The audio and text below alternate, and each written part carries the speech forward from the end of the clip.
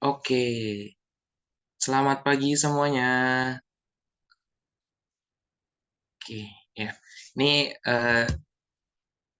buat teman-teman semua yang sudah ikut, kami mengucapkan terima kasih nih dari tim Jadi Praktisi atas waktunya berkenan untuk sharing bareng kita terkait langkah awal untuk memulai usaha apotik. Jadi, kira-kira apa aja sih yang diperlukan? Oke, nah, di sini kita sudah kehadiran narasumber kita kepada Mbak Isma. Mbak Isma, selamat pagi Mbak Isma. Selamat pagi Kak Deden. Iya, sehat ya Mbak Isma ya? Alhamdulillah Iya, sehat. berarti udah siap ya Mbak Isma untuk sharing kepada teman-teman semua terkait langkah awal memulai apotik nih. Ya, Oke, pagi sama. ya tapi sebelum sharing kita tunggu dulu nih. Kayaknya Mbak Isma udah nggak sabar nih pingin sharing nih. Tapi sebelum itu, mungkin buat teman-teman semua, saya ucapkan terima kasih sekali lagi karena sudah menyempatkan waktunya untuk hadir di acara Minggu yang Syahdu ini. Kebetulan di sini saya di Jakarta nih abis hujan nih. Jadi enak-enak banget nih buat istirahat gitu. Tapi teman-teman di sini sangat bersemangat untuk menimba ilmu dan sharing bersama kita di Jadi Praktisi pada pagi hari ini. Oke, sebelum kita mulai terkait Jadi Praktisi ini, ada sedikit nih dari tim Jadi Praktisi yang ingin disampaikan. Mungkin kepada Pak Rudi, dipersilahkan. Baik, terima kasih Mas Dedes waktunya. Izin Bapak Ibu sekalian, teman-teman semuanya.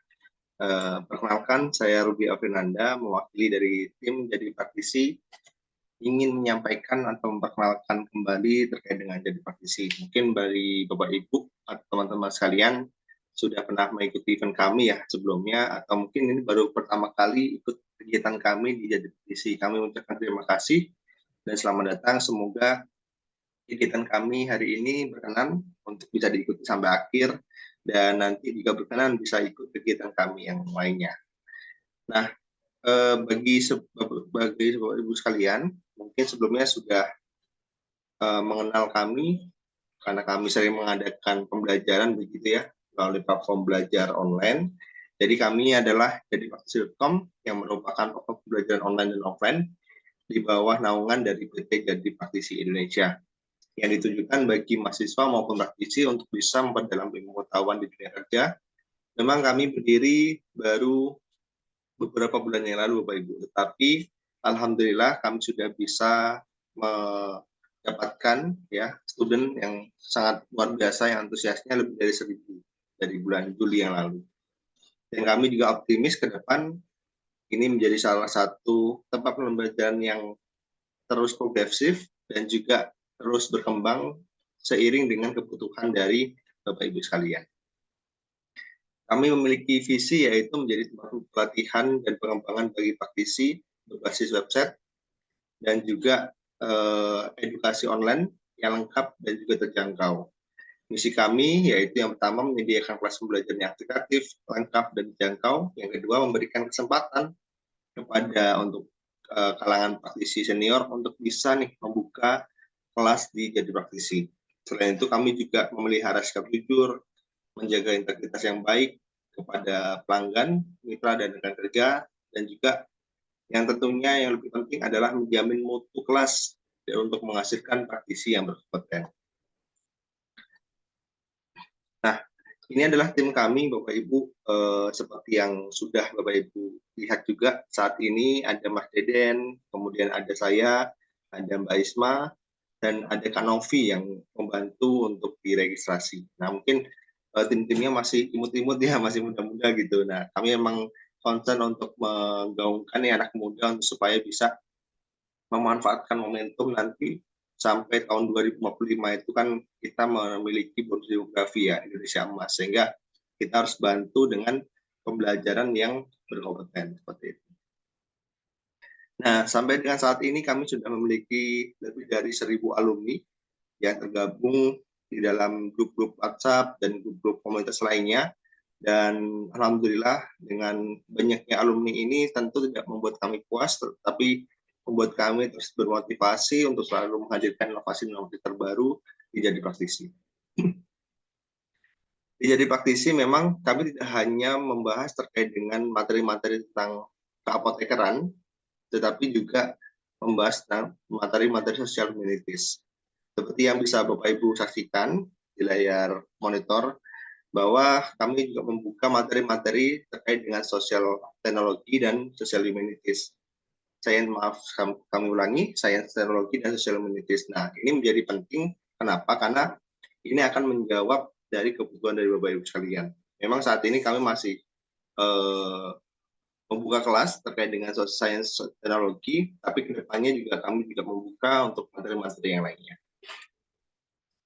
Dan ini adalah mentor-mentor kami di live teaching. Untuk setiap bulannya minimal kita membuka 2 kelas ya Bapak Ibu. Jadi nanti bisa diikuti di sosial media kami ataupun di WhatsApp group atau di link-link yang lainnya, itu bisa diikuti untuk pembelajaran live teaching. Minimal kita ada 2 kelas setiap bulannya. Dan kami juga membuka untuk pembelajaran e-course. Jadi pembelajaran e-course ini kita menggunakan video belajar yang tentunya sangat memudahkan bagi Bapak Ibu, karena nanti kapanpun Bapak Ibu mau bisa diakses dan juga lebih mudah tentunya, tidak harus janjian waktu seperti hari ini begitu ya, tapi bisa kapanpun Bapak Ibu bisa akses. Nah, ini adalah beberapa kelas yang sudah kami buka. Memang belum banyak, tetapi student yang mengikuti kegiatan kami sudah cukup banyak, sehingga kami optimis untuk bisa terus menghadirkan kelas-kelas pembelajaran yang memang sangat dibutuhkan oleh para peserta kita. Dan di bulan depan, bulan November ini, kita akan kedatangan materi-materi yang sangat luar biasa. Di antaranya ada materi tentang branding, marketing, dan strategi sukses apotek, yaitu oleh apoteker Karuma Barza. Beliau adalah pendiri dari Apotek Askia ya.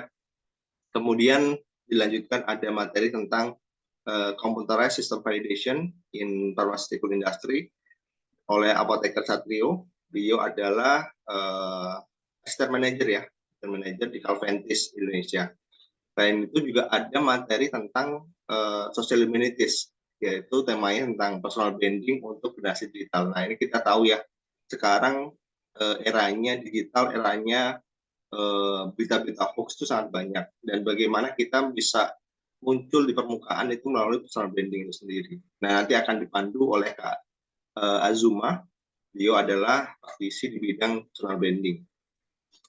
Dan bagi Bapak Ibu yang mungkin nanti ingin ikut beberapa kelas sekaligus, boleh banget. Nanti ada bundling kelas yang kebetulan di bulan ini sampai tanggal 11 November ini ada promo Hari Pahlawan plus 11-11. Nah, ini tepat banget bagi Bapak Ibu yang mengikuti kegiatan ini. Silakan nanti langsung daftar saja melalui admin kami, dan cukup lumayan. Kalau kita harga normalnya 99.000, kita ada di harga 79.000, dan kalau harga normalnya 75.000, kita ada di harga 59.000. Sehingga silakan nanti bisa dimanfaatkan momentum promo combo ini supaya nanti bisa mengupdate pengetahuan dan juga pengalaman Bapak Ibu dalam mengikuti kegiatan pembelajaran di Jadi Praktisi. Nah, silakan Bapak Ibu bisa mendaftar di link kami, jadi www.jadipraktisi.com. Nanti di situ tinggal diklik untuk program pembelajaran, live teaching, dan silakan mendaftar melalui link yang sudah kami sediakan. Dan ini menjadi satu hal yang pembeda di antara Jadi Praktisi dengan platform belajar yang lainnya. Kami juga mengundang dari para mentor yang sudah berpengalaman, memiliki pengalaman mengajar ataupun pengalaman kerja minimal 2 tahun, tapi juga mengundang untuk bisa mengajar di Jadi Praktisi. Sehingga kita juga bisa sama-sama nih pembelajaran 2 arah. Jadi tidak hanya kami yang memilihkan temanya, tapi juga para mentor pun juga bisa mengajar di jadipraktisi.com. Jadi silakan kunjungi www.jadipraktisi.com/mentor ya. Nanti bisa langsung mendaftar, atau bisa kalau mau nanya dulu boleh bisa menghubungi nomor yang sudah tersedia. Oke, mungkin itu saja Bapak Ibu sekalian untuk pengantar dari saya. Jadi selamat belajar untuk pagi hari ini, dan jangan lupa ikuti kegiatan kami di kegiatan kelas Jadi Praktisi untuk bulan November nanti. Sekali lagi kami ucapkan selamat datang dan selamat belajar. Mohon maaf apabila selama pembukaan hingga akhir nanti banyak kesalahan dari kami. Semoga apa yang kami sampaikan berkenan bagi Bapak Ibu sekalian. Terima kasih, saya akhiri. Assalamualaikum warahmatullahi wabarakatuh. Saya kembalikan lagi ke Mas Deden. Waalaikumsalam warahmatullahi wabarakatuh. Terima kasih ya Mas Rudi atas penjelasannya terkait jadi praktisi. Nah, mungkin buat teman-teman yang masih penasaran nih atau masih kan dalam penjelasan ini tidak ada tanya jawab nih. Ingin bertanya-tanya terkait jadi praktisi ataupun ingin bergabung dengan jadi mentor ataupun penasaran nih ada program apa aja sih di jadi praktisi kayak gitu. Apalagi tadi Mas Rudi sempat putar video di awal jadi Ukom. Nah, apa sih jadi Ukom itu? Mungkin teman-teman tertarik untuk bagaimana sih untuk daftar mentor jadi Ukom atau itu targetnya buat siapa aja sih? Atau mungkin teman-teman punya saudara nih yang masih kuliah di profesi seperti itu ya. Jadi bisa bisa banget buat teman-teman semua tanya-tanya ke kita atau ke admin kita eh, terkait program-program yang ada di jadi praktisi ini. Nah, oke, mungkin mohon maaf dulu nih Pak Rudi, sebelum kita mulai materinya, mungkin kita bisa foto bersama dulu nih buat teman-teman semua, buat kenang-kenangan kita, jadi nanti bisa kita abadikan di sosial media jadi praktisi. Oke, mungkin teman-teman yang bisa open cam dulu. Oke, yang lainnya, monggo, ayo ditunggu. Mungkin beberapa yang belum pakai kerudung atau yang mau touch up dulu, bolehlah. Ya,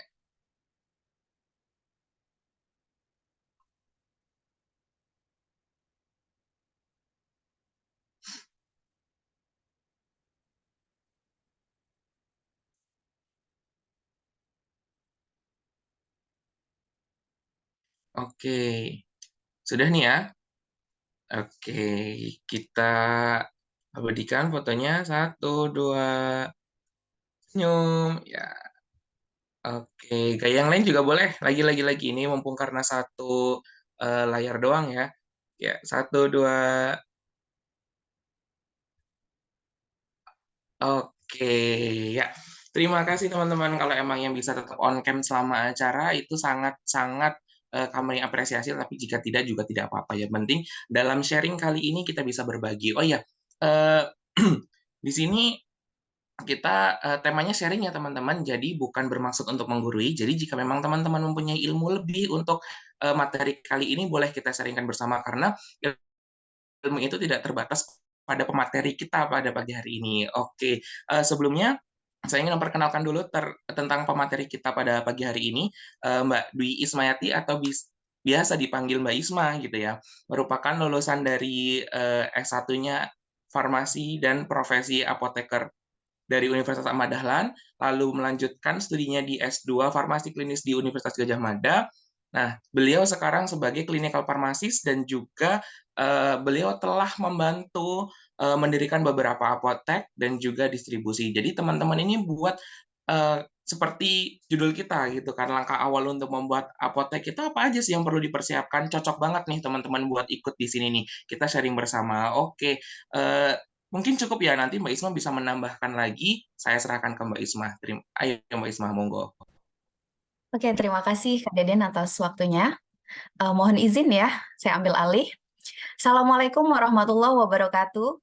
Apa kabar kawan praktisi? Pagi ini masih semangat ya.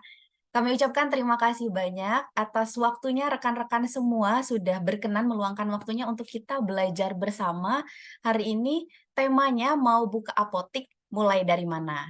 Jadi seperti yang disampaikan Kak Deden tadi, di sini kita sharing apa saja yang harus kita persiapkan untuk membuka apotik. Nanti akan ada kelas lagi, masih di bulan November minggu depan, nanti dengan Kak Karuma Barza, beliau adalah CEO dari Apotik Azkia. Nanti kita akan membahas lebih detail, lebih lengkap, dan lebih komprehensif tentang branding, marketing, dan strategi sukses apotik bersama dengan jadi praktisi. Oke, saya tadi sudah dijelaskan ya, saya Dwi Ismayati, biasa dipanggil Isma. Saya merupakan praktisi di bidang pelayanan kefarmasian saat ini. Sebelumnya saya praktisi di bidang industri farmasi dan distributor gitu. Nah, saya juga saat ini berfokus mengembangkan startup Jadi Praktisi, salah satu co-founder dari jadipraktisi.com. Oke. Next.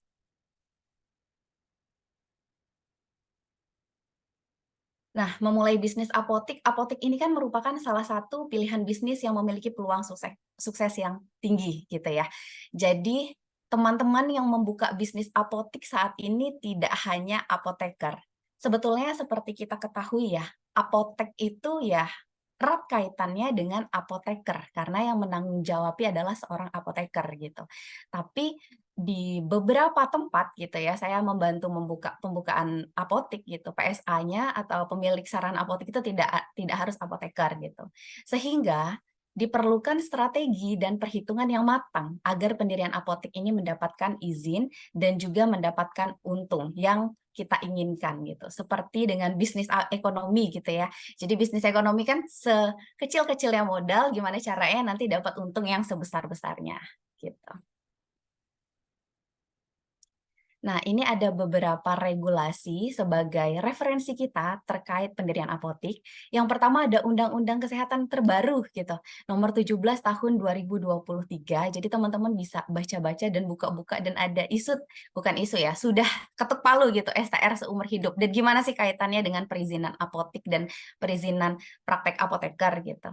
Kemudian ada PMK nomor 73 tahun 2016 tentang standar pelayanan kefarmasian. Dan ini penting sekali, PMK nomor 9 tahun 2017 tentang apotik. Ini ada beberapa yang belum saya masukkan. Jadi teman-teman yang memang farmasi di sini seperti yang kita ketahui, erat kaitannya dengan farmasi ada PP nomor 51 tahun 2009 tentang pekerjaan kefarmasian dan ada juga PMK nomor 14 tahun 2021, ini standar kegiatan usaha dan produk pada penyelenggaraan perizinan berusaha berbasis resiko. Jadi pendirian apotek ini erat kaitannya, nanti kita bikin SIA-nya nggak manual, tapi melalui OSS, Online Single Submission.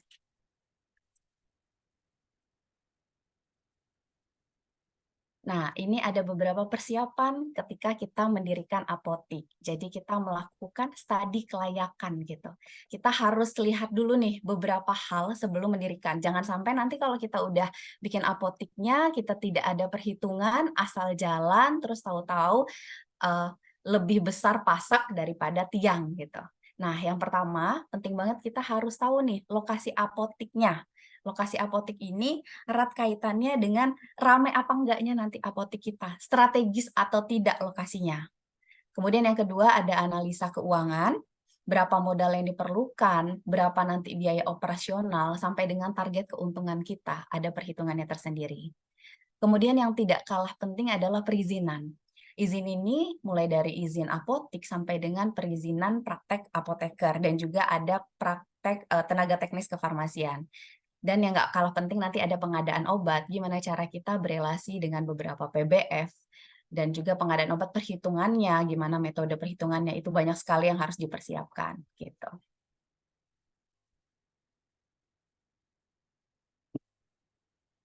Nah, ini untuk lokasi apotik, kita perlu mempertimbangkan lokasi yang strategis. Jadi, apotik itu akan lebih produktif jika didirikan di dekat rumah sakit, puskesmas, dan praktek dokter gitu. Harapannya di sini kalau misalkan ada resep yang keluar gitu, tidak ada obat di rumah sakit atau puskes, bisa nih kita kerjasama. Jadi kita menyediakan gitu beberapa obat lainnya dan ada teman-teman yang butuh obat gitu. Jadi lebih strategis lokasinya. Selain itu juga di sekitar perumahan yang padat penduduknya. Atau bisa juga teman-teman melihat strategi pasar yang ada di pasar. Itu kan rame tuh ya. Jadi ini sedikit sharing gitu. Saya dulu pernah magang di Kimia Farma ketika praktek apoteker gitu. Jadi kita pernah melakukan studi kelayakan, bahkan menghitung setiap menitnya ada berapa jumlah motor atau mobil yang lewat gitu. Kita melakukan studi kelayakan seperti itu. Jadi melihat rame nggak lokasi ini. Kira-kira kalau misalkan rame dalam per menitnya ada sampai 50 motor atau mobil atau orang lewat, ada kemungkinan mampir apotik kita, segala macam itu ada prediksinya tersendiri. Tapi kalau sekarang ya, gampangnya kalau kita mau studi kelayakan apotik untuk lokasi strategis, di mana ada Alfamart, di situ ada Indomaret. Di mana ada Alfamart dan Indomaret, kita punya peluang nih bikin apotik gitu. Karena Alfamart dan Indomaret itu sudah melakukan studi kelayakan sendiri, ini orangnya rame nih, jadi ada besar kemungkinan untuk kita mendirikan apotik di sana bakalan rame juga. Ini cara cara gampangnya gitu, tapi tidak menutup kemungkinan untuk kita tetap melakukan studi kelayakan lain-lainnya gitu. Ini ada beberapa ini ya poin analisa keuangan. Nah, yang pertama adalah modal atau investasi. Ketika kita akan mendirikan suatu apotik, tentunya kita harus punya modal gitu. Dan itu ada perhitungannya tersendiri, modal kita berapa gitu. Jadi kita perlu menghitung dari rencana anggaran biaya dari RAB-nya. Ada beberapa hal yang harus kita list, mulai dari perlengkapan dan peralatan apotek gitu. Mulai dari perhitungannya, nanti harga, misalkan biaya tetapnya nanti kita beli etalase gitu, beli peralatan meja dan kursi buat pelayanan konseling apoteker, kemudian dispensing obat dan lain sebagainya, itu berapa modalnya. Kemudian perlengkapan administrasi. Perlengkapan administrasi, buku-buku standar, misalkan kita mau pesen ISO ini ya untuk spesialis obat, kemudian MIMS atau Farmakope Indonesia untuk di apotik. Kemudian perlengkapan lain-lain dan pengadaan obat awal. Pengadaan obat awal ini kita bisa melakukan beberapa metode. Misalnya metode pengadaannya ini dengan metode VAN, ABC, atau nanti kita bahas lebih lanjut ada metode untuk pengadaan obat itu bagaimana. Selanjutnya yang tidak kalah penting ada biaya perizinan. Jadi meskipun kita izin ini ada izin apotik, SIAH namanya, kemudian izin praktek apoteker, itu pasti tidak terlepas dari biaya gitu. Terus ada kontrak bangunan. Jadi teman-teman di sini mungkin ya berpikir kita mau bikin apotik nih biar gampang, modalnya lebih efisien di depan rumah aja bikin apotiknya. Jadi karena berpikir itu adalah rumah kita sendiri, bukan berarti kita tidak ada perhitungan kontrak bangunan.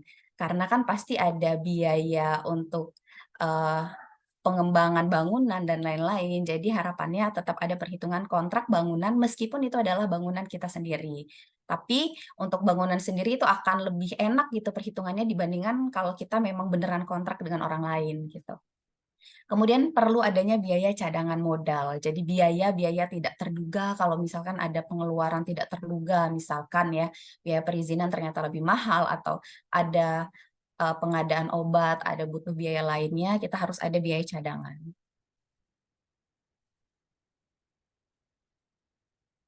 Ini ada beberapa analisa keuangan lanjutan dari tadi. Yang pertama biaya operasional rutin per bulan. Nanti kita hitung nih sampai selama 1 tahun. Biaya operasional rutin per bulan itu apa aja sih? Jadi rutin tuh pasti ada. Misalkan gaji karyawan, kita menggaji apoteker berapa, itu harus kita hitung sendiri gitu per bulan apa aja nih. Nah, meskipun nanti teman-teman, meskipun sebagai seorang apoteker, mentang-mentang punya sendiri, apotik sendiri, saya juga apotekernya gitu. Jangan sampai nggak ada perhitungan, kita dianggap nggak ada gaji. Kita harus menggaji juga gitu, ada perhitungan gaji diri sendiri, meskipun kita apoteker penanggung jawabnya dan kita juga adalah PSA gitu. Kemudian ada perhitungan biaya operasional rutin, misal biaya listrik, biaya air, dan lain-lain. Nanti kita hitung selama 1 tahun pertama proyeksinya berapa. Dari proyeksi tahun pertama, pengeluaran kita, biaya kita dapat nih total pendapatan tahun pertama yang kita kurangi dengan biaya pengeluaran tahun yang kita hitung sampai dengan biaya pengeluaran tahun pertama. Sehingga kita dapat hitung proyeksi pendapatan 1 sampai 4 tahun pertama. Nanti hitungnya dari asumsi masukan target kita. Misalnya, kalau kita biaya operasional 1 bulan itu bisa sampai 20 juta atau 10 juta katakanlah ya. Nah, dari 10 juta itu dari mana sih kita ngeluarinnya? Misalnya biaya gaji apoteker, gaji TTK, biaya listrik, dan lain-lain. Tapi untuk menutupi 10 juta itu berarti kita harus dapat omset berapa nih untuk menutupi itu biar nggak rugi. Misalkan ya, kita punya target 1 bulan itu 15 juta, misalnya 20 juta income-nya. Nah, itu bisa kita break lagi. Misalkan perharinya misalnya 2 juta, misalkan kita punya target jual obat, masuk resep berapa, nah itu perlu dihitung. Next. Nah ini analisa keuangan yang lanjut kita bisa lihat dari hitung perkiraan laba dan rugi tahun pertama. Nah ini seperti saya sampaikan tadi, dari biaya operasional tadi, kita misalnya biaya operasionalnya 1 bulan itu bisa sampai 10 juta. tapi kita dapatnya perhitungan wajib, perhitungan kita tuh proyeksinya kira-kira 1 bulan tuh kita income-nya harus berapa nih, biar kita dapat laba, jangan sampai rugi.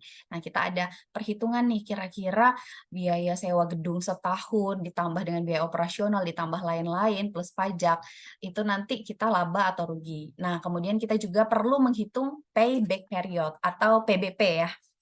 Jadi ini nanti ada perhitungannya tersendiri gitu untuk PBP, di mana PBP itu kita menghitungnya dari biaya modal dibagi dengan laba bersih dikali 1 tahun gitu.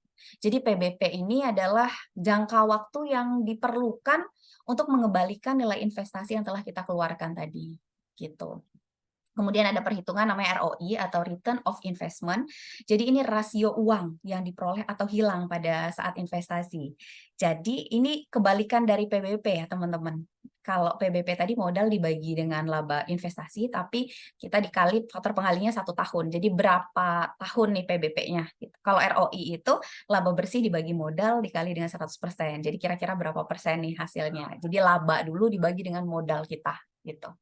Kemudian yang tidak kalah penting adalah BEP kita nyebutnya atau break even point. Ini kita biasa bilangnya titik impas, di mana apotik itu nggak rugi, nggak untung juga gitu. Jadi cuma impas. Biasanya kalau dari pengalaman gitu ada teman-teman yang mendirikan apotik, BEP itu cukup cepat katanya. Kadang di bawah 1 tahun dia udah BEP. Atau nggak rugi nih apotiknya, udah nggak rugi lagi, kita nggak nombok. Tapi nggak untung juga. Jadi gimana caranya meningkatkan omset supaya kita selalu ada growth dari apotek itu gitu. Jadi BEP itu kita cara hitungnya kita bagi total biaya tetap dibagi dengan harga jual per unit dibagi per biaya variabel per unit gitu. Nah, misalnya biaya tetap ini adalah sewa gedung tadi. Jadi kan kita tetap 1 tahun tuh udah pasti kita ada sewa gedung berapa nih? Katakanlah misalnya 20 juta per tahun. Itu ada di sewa gedung, terus biaya tetap lainnya ditambahkan dengan biaya gaji pegawai, biaya penyusutan barang gitu. Oke, next. Nah, ini yang tidak kalah penting, perizinan. Perizinan itu yang paling penting di apotik adalah surat izin praktek apoteker dan surat izin apotik gitu. Jadi yang paling penting dari pendirian sebuah apotek adalah ada apoteker gitu. Meskipun kita punya modal katakanlah sampai 100 juta, 200 juta, tapi kalau nggak ada apoteker, apotek itu tidak akan berdiri. Karena apotek itu adalah suatu sarana tempat dilakukannya praktek kefarmasian. Jadi penting banget ada apoteker gitu. Nah, untuk SIPA ini biasanya itu ada SIPA pemegang SIA sama SIPA apoteker yang berpraktek. Kalau dulu kita nyebutnya ini ya, kita nyebutnya APA sama APING. Mungkin Bapak dan Ibu sudah tidak asing lagi ya, apoteker penanggung jawab apotik sama apoteker pendamping. Kalau sekarang bilangnya SIPA apoteker pemegang SIA gitu atau penanggung jawabnya. Dan ada beberapa apotik sebetulnya nggak apotekernya cuma 1 gitu, nggak ada apoteker praktek lainnya. Dan ada yang namanya tenaga teknis kefarmasian. Nanti bikinnya SIP TTK gitu untuk syarat perizinan. Di mana syarat perizinan ini tiap daerah itu berbeda-beda, tidak saklek. Jadi misalkan ada rekan saya yang di pengurus daerah Yogyakarta di kabupaten salah satu kabupaten yang tidak mewajibkan adanya tenaga teknis kefarmasian. Yang penting ada apotekernya nih. Apotekernya standby gitu. Setiap buka apotik ada apotekernya. Jadi apotekernya itu rekan saya ada 2 gitu, apoteker pemegang SIA dan praktek. Dan tanpa tenaga teknis kefarmasian. Itu jika memang dinas kesehatan dan dinas perizinannya itu mengizinkan itu disilahkan. Tapi berbeda lagi kayak misalkan saya berpraktek di Lampung nih, ada salah satu kabupaten di Lampung, tetapi tidak mengizinkan kalau misalkan nggak ada tenaga teknis kefarmasian gitu. Jadi wajib, jadi harus ada tenaga teknis kefarmasian terdiri dari D3 farmasi. Kalau dulu masih boleh ya S1 farmasi, yang penting ada SIP TTK yang berawal dari STR TTK gitu. Lanjut.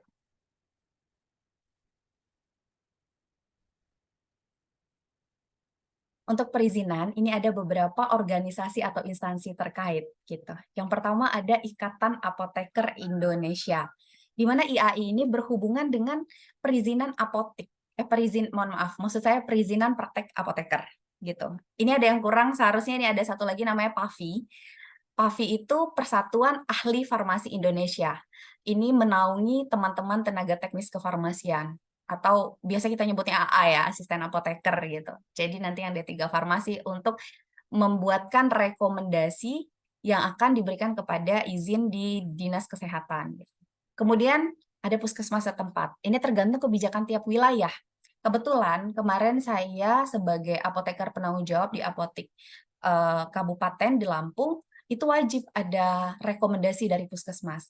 Tapi rekan saya yang di kota ternyata nggak perlu tuh berhubungan sama rekom puskes gitu. Ini kembali lagi dari kebijakan tempat masing-masing. Jadi tetap kita ada koordinasi dengan puskesmas setempat. Puskesmas setempat ini tidak harus kita ada di samping puskesnya atau betul-betul di wilayah puskes itu tidak harus gitu. Jadi puskesmas yang paling dekat dengan apotik tersebut, apotik yang akan kita dirikan gitu. Kemudian ada Dinas Kesehatan Kabupaten atau Kota dan DMP PTSP Kabupaten atau Kota. Ini erat kaitannya untuk SIA, nanti OSS. Jadi ini karena memang setiap tahun ya aturan itu selalu update dan berbeda-beda, jadi beda-beda. Waktu itu saya untuk apotik tempat saya berpraktek, pendiriannya 2021, SIPA itu masih dikeluarkan oleh Dinas Kesehatan Kabupaten Kota. Tapi ternyata 2022 karena SIPA saya mati, pas saya perpanjangan gitu, nah itu sudah dikeluarkan oleh DPM PTSP. Untuk perizinan SIPA sendiri, alurnya pertama, saat itu izin kita minta rekomendasi dari organisasi profesi Ikatan Apoteker Indonesia dan beberapa berkas lainnya, mulai dari STRA, kemudian Rekom IAI, kemudian KTP, sampai dengan kalau misalnya KTP kita tidak di wilayah sana, kita perlu ada surat domisili gitu. Kemudian nanti diserahkan kepada Dinas Kesehatan Kabupaten Kota. Nah, Dinas Kabupaten Kota ini akan mengeluarkan SIPA, Surat Izin Praktek Apoteker. Sebetulnya itu beda-beda tiap provinsi. Kalau di Lampung sendiri, terakhir kemarin belum merata ya, masih ada yang dikeluarkan oleh Dinas Kesehatan dan ada yang PTSP gitu. Nah, kalau sekarang sudah berusaha untuk diratakan semua perizinan gitu sudah di satu pintu. DPM PTSP itu Dinas Penanaman Modal Terpadu satu pintu gitu. Jadi kalau sekarang rekomendasi dari IAI kemudian diberikan kepada Dinas Kesehatan, Dinas PTSP. Nah, Dinas PTSP minta rekom lagi nih dari Dinas Kesehatan. Jadi sekarang Dinas Kesehatan itu tidak mengeluarkan SIPA atau SIPTTK, tapi hanya rekomendasi yang diberikan kepada DPM PTSP dan yang mengeluarkan SIPA itu DPM PTSP gitu. Kemudian untuk SIA atau Surat Izin Apotik itu juga beda-beda. Ada yang masih manual, masih tanda tangan itu SIA dikeluarkan oleh DPM PTSP gitu. Tapi ada juga yang sudah OSS gitu, Online Single Submission. Nah, untuk yang SIA sudah dikeluarkan oleh OSS ini, itu sebetulnya sudah ada tulisannya sendiri ya, Surat Izin Apotik, dan itu udah OSS RBA. OSS RBA itu juga termasuk aturan terbaru. Nah, OSS sendiri itu berganti terus aturannya. OSS ini bukan berdiri ya. Pertama kali diaplikasikan pada tahun 2018. Pada saat itu saya masih berpraktek di distribusi obat di PBF gitu dan pertama kali lewat OSS. Nah, ternyata sekarang apotik juga udah OSS. Kemudian aturan terbaru lagi 2021 OSS ini udah RBA. Nah, untuk memudahkan teman-teman kalau bingung nih gimana perizinan bikin SIA melalui OSS, bikin akunnya, memudahkannya nanti koordinasi sama DPM PTSP setempat. Karena lagi-lagi ya, aturan tiap kabupaten kota itu beda-beda. Ada yang DPM PTSP-nya mengeluarkan manual, setelah OSS bikin lagi SIA. Tapi ada yang udah dari OSS, itulah SIA-nya katanya. Gitu. Next.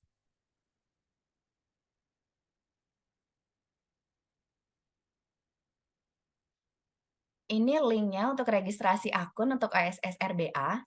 Ini di ui-login.oss.go.id. Nah, nanti teman-teman bisa untuk syarat administrasi ya. Nah, untuk syarat administrasi nanti bikin surat permohonan. di sini memang dijelaskan template bebas, tapi kalau dari PTSP biasanya template-nya itu mereka juga bebasnya dari mereka. Apakah mereka punya template tersendiri? Kebetulan saya kemarin di kabupaten tempat saya mengurus perizinan itu, dia template-nya bebas, jadi mengikuti PTSP-nya, dan saya koordinasi sama orang PTSP. Kemudian kita bikin akun OSS itu, untuk pembuatan akun OSS ya teman-teman, kan dari PMK nomor 14 tahun 2021 itu pemilik apotik itu harus seorang apoteker gitu pengusahanya, atau nanti berbadan hukum memiliki yayasan gitu ya, berbentuk yayasan atau PT atau apa ya, koperasi gitu. Nah, nanti setelah kita bikin akun OSS akan keluar namanya NIB, nomor induk berusaha. Nah, sekaligus nanti keluar namanya SPPL, surat pernyataan pengelola lingkungan. Pertama kali OSS dulu belum ada nih SPPL, ini termasuk baru. Sekarang sudah harus ada SPPL, kemudian satu lagi harus ada surat pernyataan SIPNAP. Untuk SIPNAP ini erat kaitannya nanti teman-teman koordinasi sama Dinas Kesehatan setempat kabupaten gitu. Karena ini nanti kita laporannya ke Kementerian Kesehatan. Jadi banyak instansi terkait gitu, termasuk sampai dengan Kementerian Kesehatan. SIPNAP ini sistem pelaporan narkotika dan psikotropika. Jadi teman-teman yang mau membuka apotik, meskipun nanti ya nggak mau nih saya jual narkotik, psikotropik, pasti sulit pelaporannya.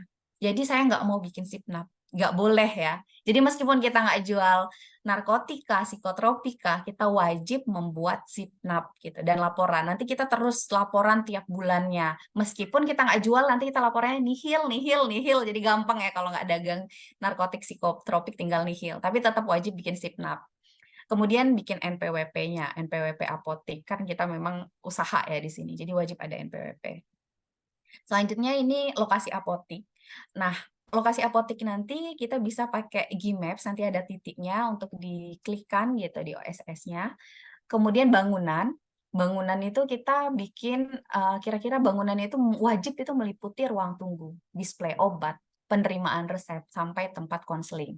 Jadi untuk bangunan tersendiri, biasanya ada checklist dari Dinas Kesehatannya gitu. Nanti ada visitasi atau kunjungan dari Dinas Kesehatan setempat ke apotik kita. Sudah layak belum nih apotiknya? Kira-kira ada nggak sih ini nanti tempat obatnya di mana? Apakah ada ruangan apa namanya, penerimaan resep, kemudian apakah nanti ada wastafel, apakah nanti ada etalase untuk penyimpanannya, gimana lemari narkotik, psikotropiknya gitu. Itu yang wajib apa aja, itu akan ada checklistnya tersendiri dari Dinas Kesehatan. Lagi-lagi kita harus koordinasi sama Dinas Kesehatan setempat.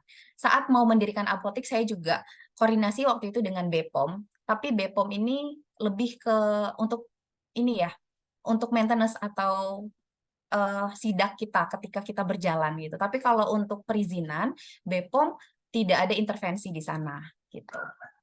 Selanjutnya sarana, prasarana, dan peralatan. Ini ada PMK nomor 14 tahun 2021, nanti ada papan nama apotik dan papan nama praktek apoteker. Tapi ini memang perlu lagi, sekali lagi koordinasi sama instansi terkait di daerahnya setempat gitu. Dan tidak kalah penting ada SDM-nya, struktur organisasinya bagaimana, tugas pokok, dan fungsi masing-masing pegawai gitu. Apoteker penanggung jawab, TTK, sampai dengan administrasi tadi ya, KTP, STRA, SIPA, dan lain-lain.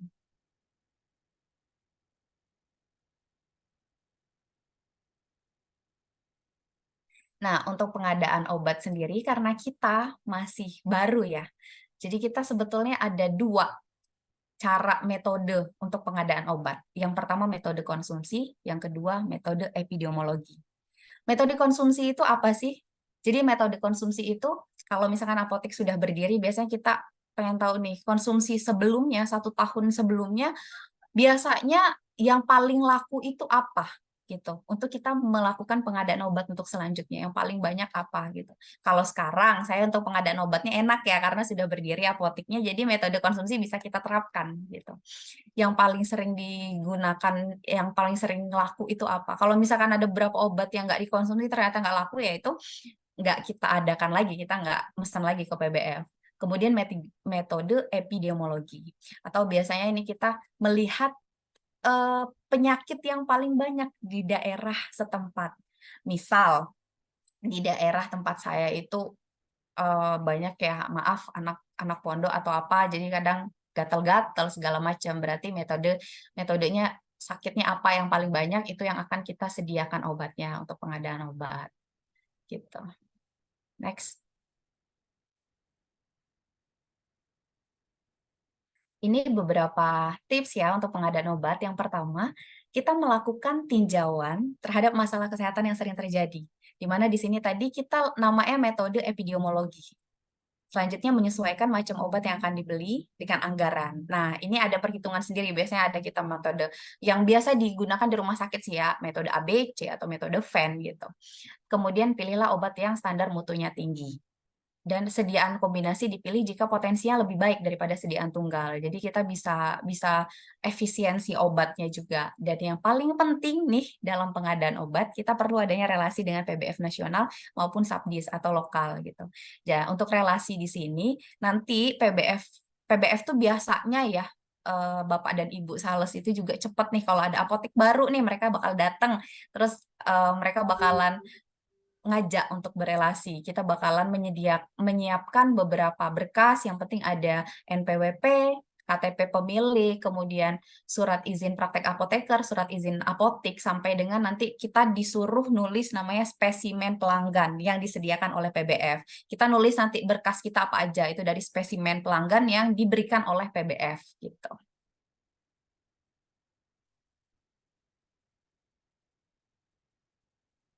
Next. Ini yang perlu diperhatikan ya teman-teman. Yang pertama, perencanaan maupun pengadaan tadi sudah kita bahas gitu di depan gitu, perencanaannya seperti apa, perencanaan obat sampai dengan studi kelayakan dan pengadaan obat. Kemudian ketika penerimaan obat, ketika apotek kita sudah berdiri, kita harus waspadai obat itu palsu apa enggak.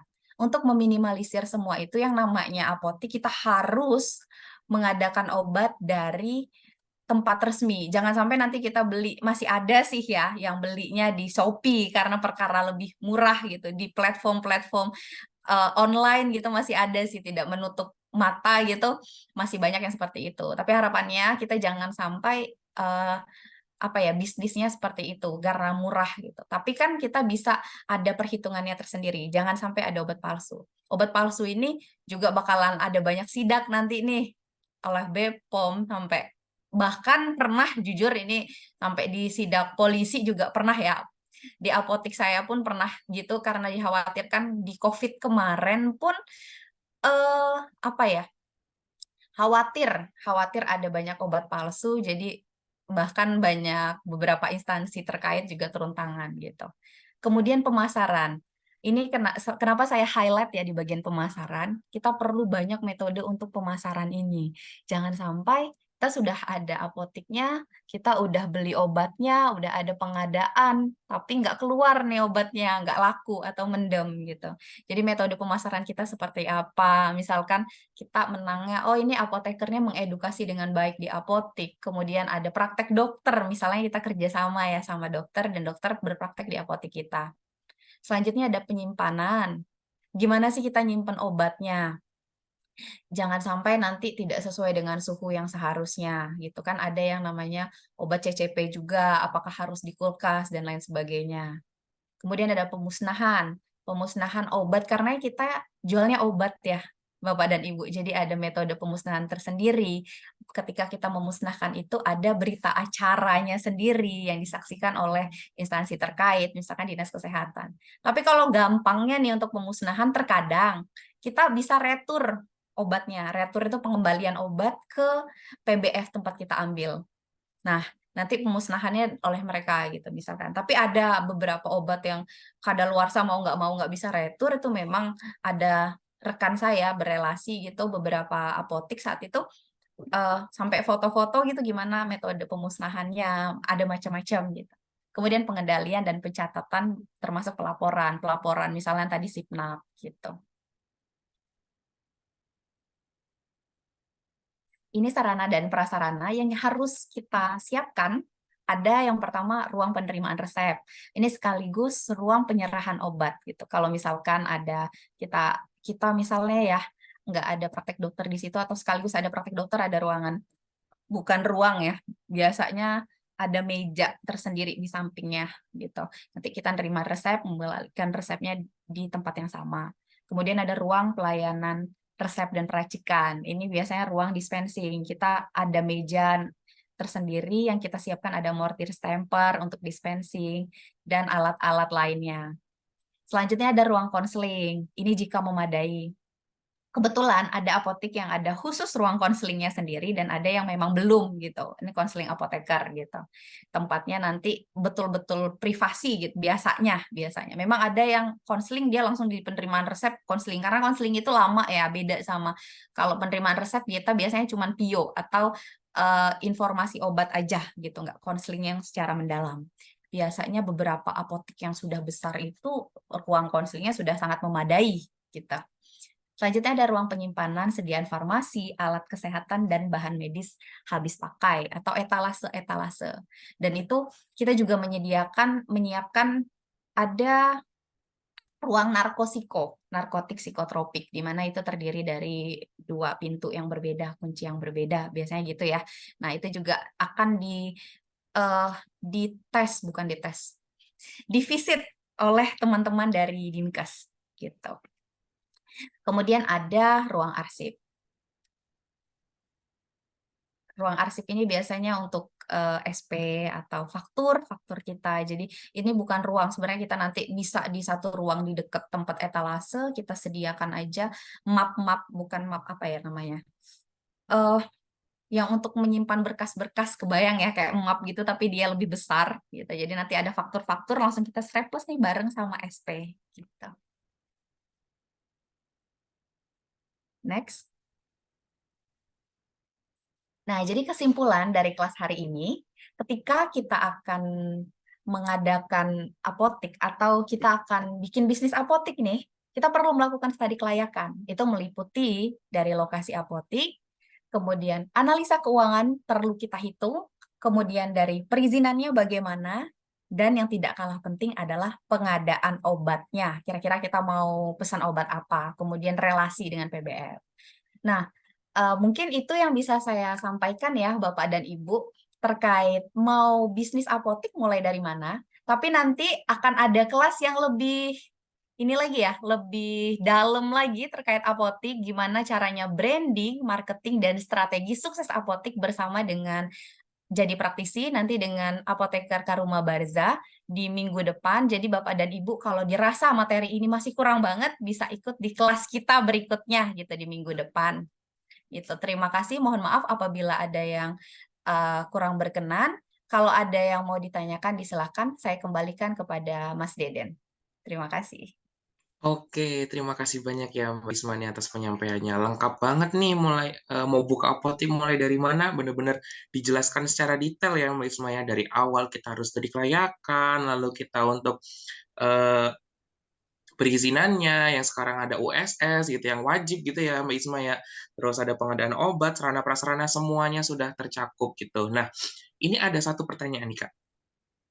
Berdasarkan pengalaman Bu Dwi, pemasaran yang paling berdampak menaikkan omset apa selain kerjasama dengan dokter dari Bu Setianti Haryani? Monggo Mbak Isma, mungkin bisa dijawab. Oke, terima kasih Ibu Stianti ya. Oke, pengalaman pemasaran yang paling berdampak. Jujur yang paling berdampak memang kita tidak bisa berpungkiri ya, karena praktek dokter, obat-obat keras dari resep dokter itu memang sangat besar gitu ya pemasukan kita. Tapi selain itu kita punya strategi lain-lain. Misal begini, kepercayaan pelanggan terhadap apotik kita gitu dengan adanya edukasi. Ini bukan melebih-lebihkan ya, tapi jujur di tempat saya juga kebetulan PSA-nya adalah seorang bidan. Jadi kalau saya praktek juga di sana, misalnya saya lagi melayani pelanggan gitu, memberikan edukasi kepada mereka dan mereka ngobrol. Kadang bapak dan ibu di lingkungan tersebut suka ngobrol. Ini jujur aja ya. Mereka tuh suka ngobrol balik lagi gitu. Jadi kita ajak ngobrol dulu, kita gali informasinya. Terus nanti kita baru masukkan edukasi di sana, kita berikan obat yang sesuai. Nah, mereka percaya nih, oh ini Mbak apoteker yang ngasih edukasi nih. Oh ternyata ini yang jaga juga ada Mbak bidan nih, katanya kebetulan yang pemiliknya.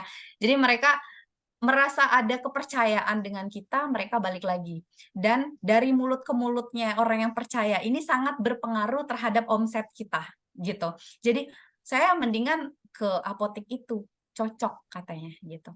Nah, satu lagi kita bermain harga. Bukan berarti kita harganya merusak pasaran harga langsung murah banget gitu, enggak ya.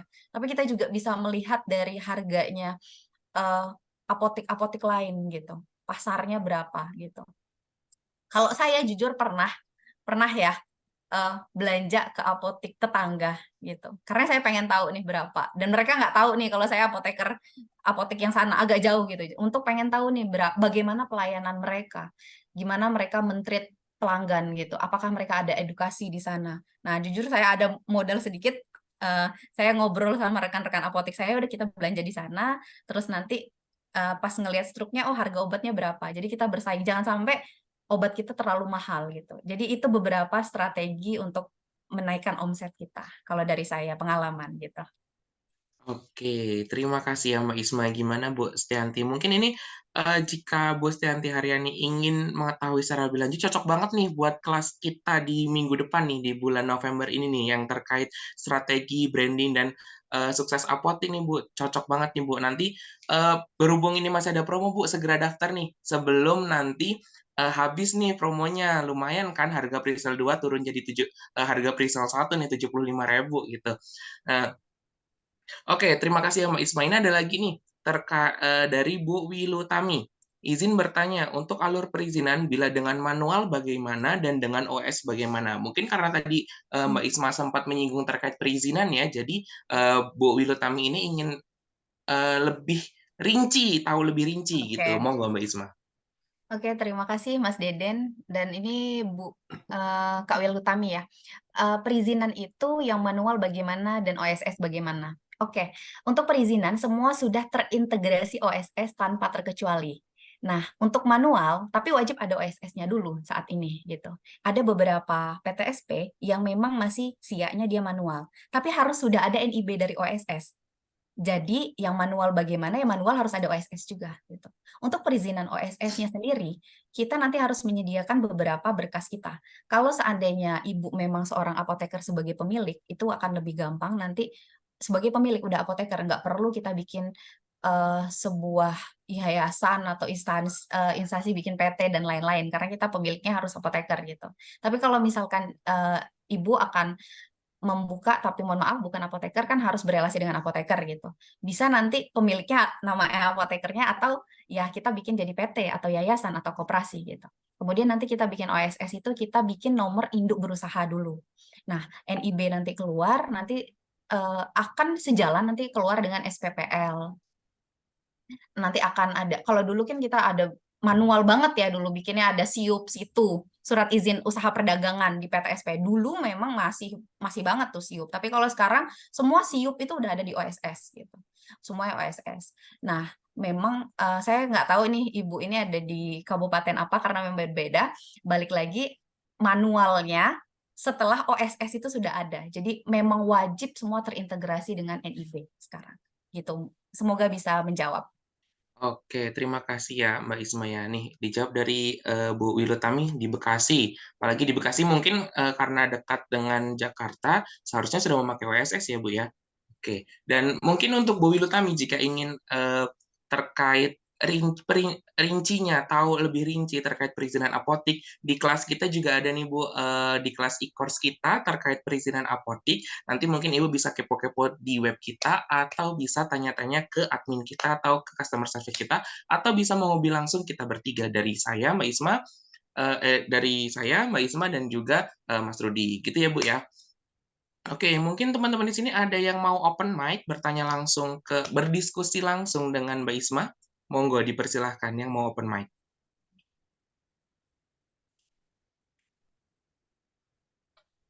Oh, nggak ada. Oke, udah. Kalau belum ada, mungkin lagi mempersiapkan pertanyaan nih. Ada dari satu nih, dari Pak Ari Widiarso. Bagaimana cara mencari lokasi yang potensial, dan atau jika kita sudah punya lokasi yang kurang potensial, apakah ada tips untuk memaksimalkannya? Monggo Mbak Isma. Oke, terima kasih Pak Ari Widiarso ya. cara mencari lokasi yang potensial. Nah, tadi sepertinya di awal saya pernah sharing ya pengalaman saya waktu melakukan studi kelayakan bersama dengan Kimia Farma ya yang udah besar gitu. Bahkan saya duduk di satu jalan raya gitu cari lokasi potensial, disuruh ngitungin motor sama mobil yang jalan tiap menitnya. Ini kira-kira rame nggak? Ada kemungkinan mereka berhenti nggak? Jadi agak agak cukup eh apa ya, melelahkan gitu. Tapi memang itu salah satu cara belajar untuk cari lokasi potensial. Selain itu kita lihat lokasi potensialnya itu apakah itu padat penduduknya, apakah di pasar, kemudian dia dekat nggak sama puskesmas, apa mungkin ada rumah sakit dan lain sebagainya gitu. Nah, kalau misalkan gampangnya nih, ya eh, kalau sekarang gampangnya kalau kita mau bisnis buka toko atau apotek, kita lihat aja ada Alfamart, ada Indomaret, biasanya mereka udah melakukan studi kelayakan nih, lokasinya potensial nggak, rame apa nggak. Dan kalau ada Alfaindo itu ya biasanya udah pasti rame ya, itu udah cukup mewakili tempat gitu potensial. Apalagi kalau ada Alfa, Indomaret belum ada apotik nih, masih sepi apotik. Oke, di sini tempatnya gitu. Karena em, lagi-lagi bisnis apotek ini agak sulit kalau misalnya nggak ada apotekernya. Tapi untuk lokasi potensialnya seperti itu, gampangnya ya. Tapi kalau misalnya kita punya tempat lokasi tapi kurang potensial, gimana cara memaksimalkannya? Nah, kita lihat dulu nih lokasinya nggak potensialnya seperti apa. Kita misalkan gini, saya pernah melakukan perhitungan studi kelayakan bersama rekan-rekan saya gitu beberapa tahun yang lalu. Ternyata tempatnya itu tidak potensial, tapi dalam arti bukan lokasi. Karena kami nyewa gedung. Dari perhitungan itu kok rugi dari proyeksi proyeksi perhitungan analisa keuangan. Karena sewa gedungnya terlalu mahal. Nah, gampangnya meski kami nggak mau buka apotek di situ daripada rugi karena sewanya kemahalan dan itu tidak bisa nego sama pemilik gedung. Nah, itu padahal tempatnya ramai segala macam, resikonya cukup tinggi. Bukan berarti kita tidak berani ngambil resiko ya, tapi kita kan punya perhitungan tersendiri gitu. Kita cari tempat yang lain. Beda halnya kalau misalkan mungkin lokasinya kurang potensial karena kayaknya ini masih belum deh, masih sepi segala macam. Kita lihat, oh kalau sepi tapi memang belum ada apotek di sana dan ada dokter belum ada dokter dan orang-orang susah, kita bisa mengoptimalkannya misalnya kita kerjasama nih sama dokter nih di situ, dokter praktek di sana, kemudian ada praktek yang lain dan lain sebagainya. Cuman ya balik lagi, kalau udah berbagai macam perhitungan studi kelayakan kurang potensial, kalau saya pribadi ya dari pengalaman, lagi-lagi dari pengalaman, itu lebih baik tidak membuka apotek di sana gitu. Begitu, semoga bisa menjawab.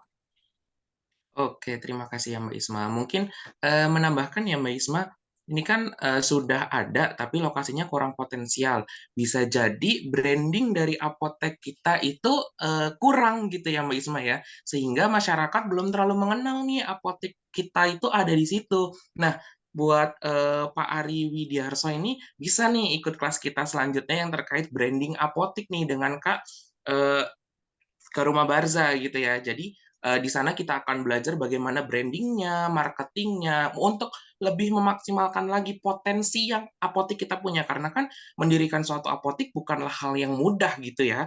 Jadi kalau memang kita sudah bisa mendirikannya, tapi kita tidak bisa membranding apotik kita dan memanfaatkan potensial kita, itu kan sayang sekali gitu. Karena untuk kelas besok di Jadi Praktisi di minggu depan, itu ada kelas terkait branding, marketing, dan strategi sukses apotik. Jadi itu buat teman-teman semua yang ingin mengenal lagi bagaimana, kan sekarang kita sudah nih awal-awal untuk pendirian apotik gitu kan. Nah, setelah itu kita bagaimana untuk memaksimalkan potensi yang kita punya di branding dan strategi marketing ini gitu. Jadi cocok banget nih kelas kita yang minggu depan untuk diikutin gitu ya. Nah, Pak Ari bisa nih chat admin kita jika mau ikut selagi ada promo 11-11 kan. Gitu. Ya. Iya Mas Deden nih, untuk branding ya, strategi branding dan menaikkan omset, kebetulan di sini sudah bergabung bersama kita juga ya narasumber untuk minggu depan ada Kak Karuma Barza. Kita ikut di dalam Zoom ini. Jadi teman-teman kalau pengen belajar yang lebih lebih lengkap gitu ya, bisa minggu depan ya Kak Deden, kita akan ada kelas terkait branding dan strategi marketing bisnis apotek. Ya, benar sekali. Nah, Kak Karuma udah ikut hari ini nih, jadi buat teman-teman yang hari ini ikut dan ingin melanjutkan kelasnya terkait branding, itu akan sangat nyambung sekali nih, karena Kak Karuma sudah ikut, jadi, oh kemarin ini banyak nih pertanyaan seperti ini, jadi besok pasti akan terjawab nih di kelasnya Kak Karuma Barza gitu ya. Oke, lanjut ya Kak Isma ya. Di sini ada lagi nih, izin bertanya dari Kak Lestari, izin bertanya cara melihat obat bestseller di lingkungan kita untuk pertama kali buka apotik. Oke. Monggo. Oke, terima kasih Kak Lestari ya, yang best seller ya bilangnya. Eh, Balik lagi, tadi ada dua metode pengadaan obat, metode konsumsi dan metode epidemiologi. Karena ini pertama kali, biasanya kita menggunakan metode epidemiologi atau pola penyakit yang ada di lingkungan situ. Untuk kita tahu pola penyakit, nah itu erat kaitannya sama obat yang digunakan. Misalkan banyak sakitnya yang gatel-gatel karena jamur ya, berarti kan banyak obat itu yang digunakan. Nah, untuk tahu sebetulnya ya, kita bisa kerjasama sama puskesmas setempat. Biasanya di puskesmas setempat punya data nih. Biasanya daerah sana, biasanya sakitnya apa, obat yang diminta apa, yang diberikan apa, untuk kita mengadakan obat itu. Jadi banyak permintaan obat itu sesuai dengan pola penyakit gitu. Jadi bisa melihat pertama kali itu kerjasama sama setempat. Biasanya obatnya apa gitu. Semoga bisa menjawab Kak Lestari.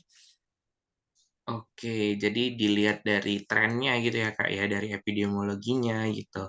Oke Kak Lestari, semoga bisa menjawab ya. Lanjut nih, ada lagi nih Kak.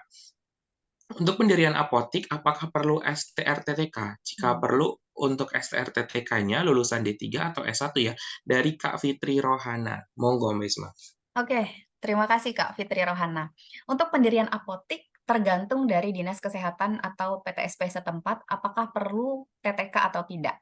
Kalau dari rekan saya yang juga pebisnis apotik rekan saya kuliah dulu ya, pebisnis apotik di Yogyakarta, ada satu kabupaten yang tidak perlu dia ada TTK. Saya tanya kok nggak ada ya, karena saya sama rekan saya berpraktek di situ katanya. Jadi rekan saya kerjasama 2 orang sesama apoteker gitu. Nah, yang satu jadi apoteker pemegang SIA, yang satu apoteker praktek, dan mereka shift-shiftan, jadi ada karyawan lain. Nah, di situ ada kebijakan dari dinas setempat bahwa tidak perlu pakai STR TTK, tidak perlu ada TTK di sana.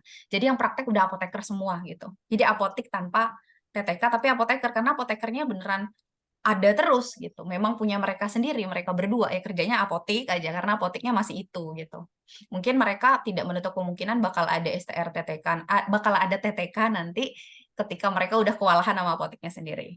Beda halnya sama tempat saya. Saya ada di Lampung, ada di salah satu kabupaten di Provinsi Lampung yang mewajibkan harus ada TTK. Waktu itu pendiriannya masih melalui Dinas Kesehatan, belum tersatu pintu di PTSP. Jadi di sana izin SIA itu syaratnya harus ada TTK. Kalau nggak bisa keluar gitu. Gimana pun harus ada TTK. Untuk TTK itu harus ada STR TTK, syarat untuk membuat SIP TTK.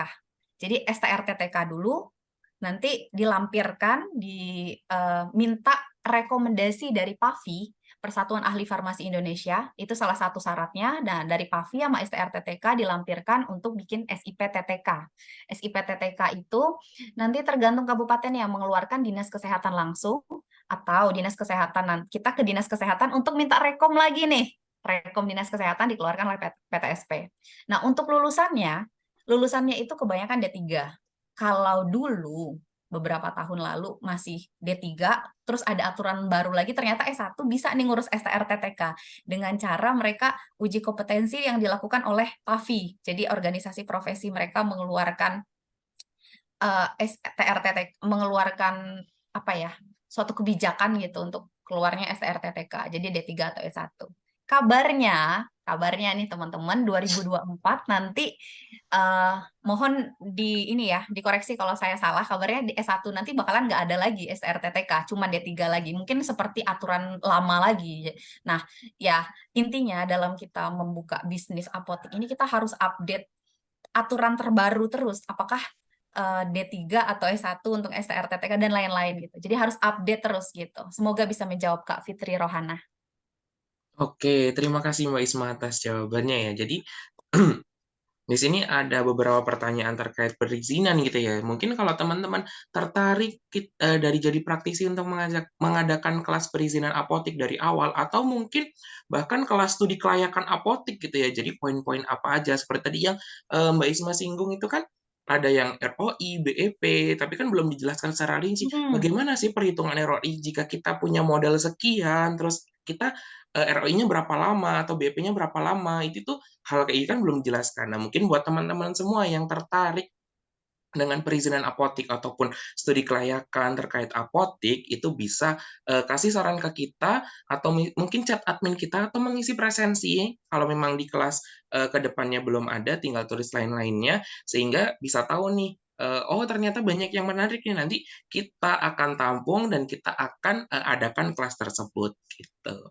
Oke, mungkin buat yang lainnya ada yang ingin ditanyakan lagi, yang mau langsung open mic juga boleh. Oke, belum ada nih. Kalau gitu dari saya Mbak Isma boleh ya nanya nih. Boleh. Nah, tadi kan sempat dijelaskan untuk pemilih salah satu studi kelayakan itu kan terkait lokasi ya Mbak Isma ya. Mm-mm. Nah, di lokasi itu kan kita harus melakukan survei dan terus Mm-mm. bahkan Mbak Isma sempat menghitung kendaraan satu persatu gitu kan apakah lokasi tersebut layak untuk didirikan. Tapi tadi Mbak Isma juga bilang nih kalau kita tinggal cari nih apa Indomaret atau Mm-mm. Alfamart gitu kan yang terdekat di situ. Bisa jadi kan karena mereka sudah studi kelayakan dan sekarang semua orang kan sudah tahu gitu kan Indomaret dan Alfamart yang ada di kita pasti akan memilih ke situ gitu kan, dan ketika apotek kita ada di sekitar mereka juga akan sudah mempunyai nama tersendiri gitu kan. Nah, misalkan nih Kak, mungkin sekedar saran ya Kak ya, kalau pendapat dari Mbak Isma nih, kalau di sekitar Indomaret dan Alfamart itu sudah ada nih satu apotek gitu. Nah itu eh, kalau menurut Mbak Isma tuh bagaimana? Apakah kita agak lebih jauh dikit tetap dilakukan studi kelayakan manual atau karena oh nggak apa-apa lah baru satu kita buka langsung gitu? Mungkin bisa kasih pendapatnya Mbak.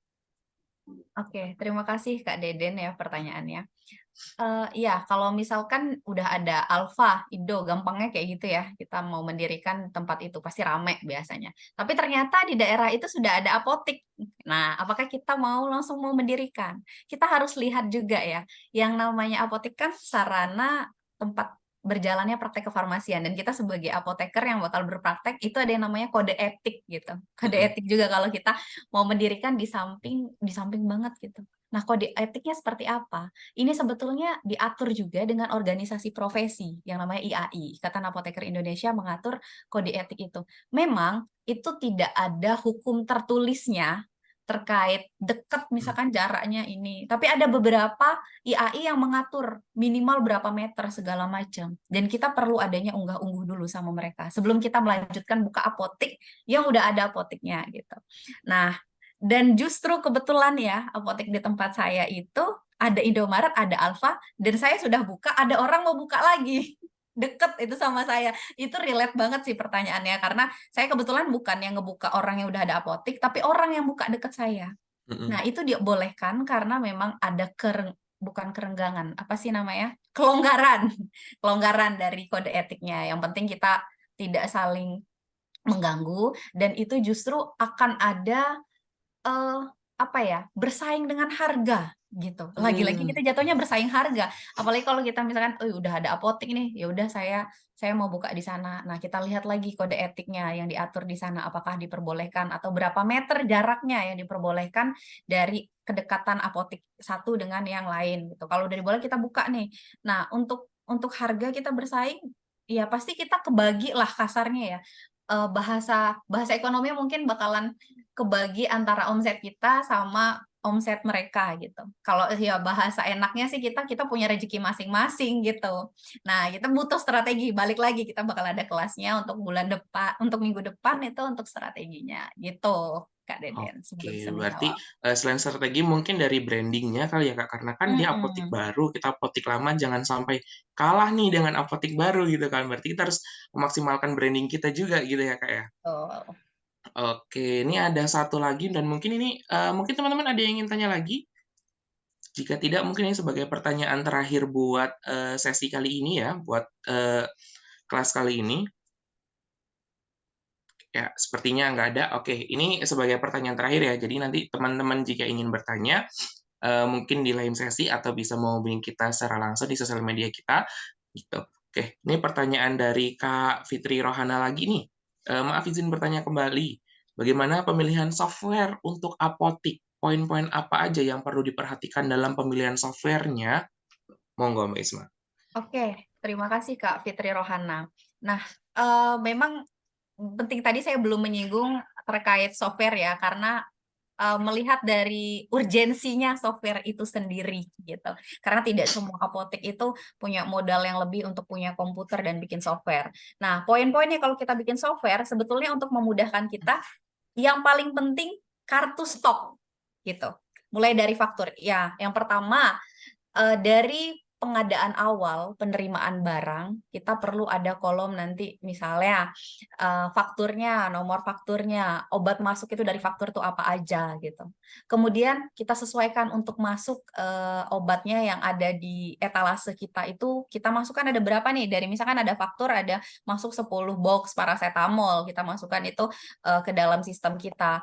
Kemudian nanti di fisik, di etalase ada 10 box. Terus nanti box itu otomatis kita per strip kan, dari 10 box, misalnya satu box isinya 10 strip ya, kita jualnya per strip, kita bikin, kita konversikan berarti ada 100 strip. Nah, itu yang penting di poin software. Terus nanti untuk memudahkan kita di software nanti untuk keluarnya barang di kartu stok gitu. Jadi misalkan ada yang beli nanti kalau bisa di software itu langsung terintegrasi sama softwarenya kasir gitu, komputernya kasir untuk memudahkan kita kalau punya software di apotik. Jadi kalau misalkan ada yang beli nih 2 strip misalkan paracetamol, ya udah nanti kartu stoknya otomatis motong di situ. Ada yang namanya kartu stok manual yang kita nulis sendiri ya kartu stok, tapi ada yang pakai software. Yang paling penting itu kartu stok. Nah, terus di dalam situ juga untuk memudahkan kita biaya-biayanya tadi poinnya. Di kartu stok obatnya ada berapa jumlah obat, harga pembeliannya berapa. Misalkan sebanyak 10 box itu atau setara dengan 100 strip, harganya misalkan 10 juta misalnya gitu. Terus nanti per stripnya harganya berapa keluar. Nanti keuntungan kita berapa di situ. Nanti ada perhitungannya juga dengan cara kita menghitung di software itu buat memudahkan dengan labanya berapa. Jadi kita langsung bisa tarik data tuh di situ. Omset kita sekian, laba kita sekian. Nah, begitupun udah perhitungan sama pajak. Karena yang namanya apotek kita ada perhitungan pajak juga di situ. Jadi itu yang lebih urgensi ya yang harus kita isi di software apotek gitu. Semoga bisa menjawab. Oke, terima kasih ya Mbak Isma ya. Semoga Kak Fitri terjawab ya pertanyaannya. Oke, eh, ya saya rasa cukup ya untuk sesi hari ini. Pertanyaan tadi terakhir dari Kak Fitri Rohana. Oke, saya coba untuk bukan menyimpulkan sih, lebih kayak apa sih yang saya tangkap dari sesi hari ini gitu ya. Jadi di sini kita membahas terkait bagaimana sih untuk memulai apotik dari dari awal kayak studi kelayakan, lalu analisa keuangan, perizinan, OSS, hingga sarana prasarana ataupun dengan pengadaan obat gitu ya Kak ya Mbak Isma ya. Jadi di sini kita sudah dapat nih ilmu awalnya nih sekilas terkait pendirian apotik nih gitu. Nah, buat teman-teman semua nih, jika merasa kurang cukup, masa iya sih saya baru mendirikan apotik saja, terus nanti apotik kita itu akan berjalan seperti apa nih setelah didirikan nih? Perlu adanya branding kah? Perlu adanya strategi kah untuk meningkatkan marketing kah? Atau bagaimana sih kita bisa sukses di apotik yang kita didirikan saat ini gitu loh. Nah, untuk ilmu-ilmu yang akan teman-teman dapatkan setelah misal pendirian apotik, bisa nih didapatkan di kelas minggu depan di kita, itu terkait branding, marketing, dan strategi sukses apotik. Nah, bisa mendaftar melalui bisa diikutin di websitenya kita ataupun bisa melalui sosial media kita. Nah, sekarang ini masih ada promo nih buat teman-teman semua. Harga Prisel 2 turun nih menjadi harga Prisel 1 di event 11-11. Monggo buat teman-teman semua segera mendaftar sebelum seatnya penuh gitu ya teman-teman ya. Oke, jadi itu saja yang ingin saya sampaikan. Saya mengucapkan terima kasih banyak kepada semuanya yang telah hadir di acara hari ini gitu. Oke, buat teman-teman juga yang ingin mengetahui lebih lanjut nih terkait kelas-kelas kita, silahkan follow sosial media kita atau bisa chat admin atau chat kita bertiga. Bisa melalui saya, melalui Mbak Isma, atau melalui Mas Rudi untuk tahu kita itu akan ngadain kelas apa aja nih. Atau misal teman-teman, oh, boleh nggak sih ngadain kelas A, kelas B, kelas C? Silahkan sampaikan ke kita agar kita tampung nanti jika memang itu memungkinkan akan kita adakan kelas gitu. Nah, ini untuk harga promo untuk Hari Pahlawan dan 11.11 dan juga misal nih ingin ikut lebih dari satu kelas tapi kok hitung-hitung mahal ya kalau satu-satu, tenang, kita juga ada paket bundling. Kita ada paket bundling untuk kelas bisa untuk kelas apotik atau kelas CSV atau misal kelas apotik dan kelas personal branding atau kelas CLV dan personal branding. Tinggal teman-teman pilih saja saat mengisi form pendaftaran gitu ya. Oke. Mungkin itu saja yang ingin saya sampaikan. Saya ingin mengucapkan sekali lagi terima kasih kepada teman-teman di sini yang berkenan hadir hari ini. Semoga Bentar, masih materi. Semoga apa yang kita dapatkan hari ini bisa bermanfaat buat teman-teman semuanya. Jika teman-teman ingin bertanya terkait jadi praktisi, monggo hubungi kita bertiga. Oke, terima kasih teman-teman semuanya. Semoga teman-teman sehat selalu. Saya akhiri, selamat siang. Terima kasih.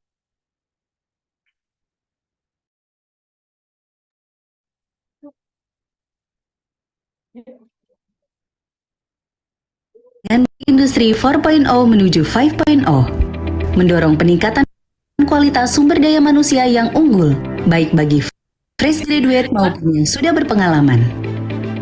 Jadipraktisi.com hadir sebagai fasilitator dan wahana pembelajaran yang mudah dan murah bagi semua kalangan. Kami memiliki ratusan video belajar yang siap menjadikanmu praktisi yang berkompeten di bidangnya. Kami juga membuka peluang buat kamu yang ingin membuka kelas di jadipraktisi.com. Gabung bersama kami di jadipraktisi.com, your practitioner learning partner.